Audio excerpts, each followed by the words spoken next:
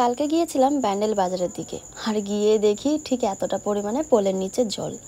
অবশ্যই এই জলটা সারা বছরই থাকে, তোমরা যারা ব্যান্ডেলে থাকো তারা তো সবই জানো।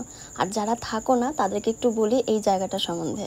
ছোট থেকেই দেখে আসছি এই জায়গাটা যখনই বৃষ্টি হয় তখনই কিন্তু ঠিক এতটা পরিমাণে জল জমে যায়। অবশ্য সারা বছর কিন্তু জল থাকে, কিন্তু পরিমাণে অল্প।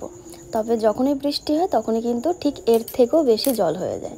আমি যখন স্কুলে যেতাম তখনও কিন্তু ঠিক এরকম জল পাড়েই আমাদের যেতে হতো।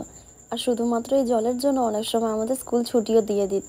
আসলে এত জল হলে তো কোনো টোটো, অটো, কোনো সাইকেল কোনো কিছুতে যেতে পারে না। আর তখন কিন্তু স্কুল ছুটি হওয়ার আনন্দে ভীষণ খুশি হতাম। তবে এখন বুঝতে পারছি যে মানুষের ঠিক কতটা প্রবলেম হয় এরকম টাইপের যদি জল জমে থাকে। আসলে আমাদের প্রত্যেকের যাতায়াত কিন্তু ঠিক এই জায়গাটা দিয়ে। আমাদের সুবিধা অসুবিধার জন্য কিন্তু এটাই হলো আমাদের মেন রাস্তা।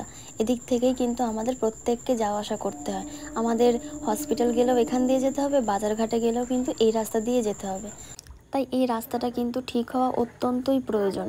শুধু এই রাস্তাটা কেন বলছি, আমি যে এলাকায় থাকি সেই এলাকাটা কিন্তু এর থেকেও খারাপ। মানে সেখানে তো সারা বছরই প্রায় জল জমে থাকে, মানে মিনিমাম 7 থেকে 8 মাস জল জমে থাকে, আর 3 থেকে 4 মাস হয়তো শুকনো থাকে।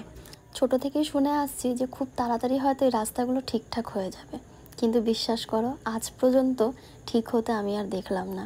তবে সত্যি কথা বলতে এই রাস্তাগুলো যদি ঠিক হয়ে যায় তাহলে কিন্তু খুবই সুবিধা হবে। মানুষের সুবিধা হবে, স্টুডেন্টদের সুবিধা হবে। কেননা প্রত্যেকটা স্কুল কিন্তু ও পারে, এই পারে কিন্তু কোনো রকম স্কুল বা কলেজ কোনো কিছুই নেই, ওই পারেই সব কিছু। তাই খুব তাড়াতাড়ি আমরা চাই যে এটা ঠিক হোক।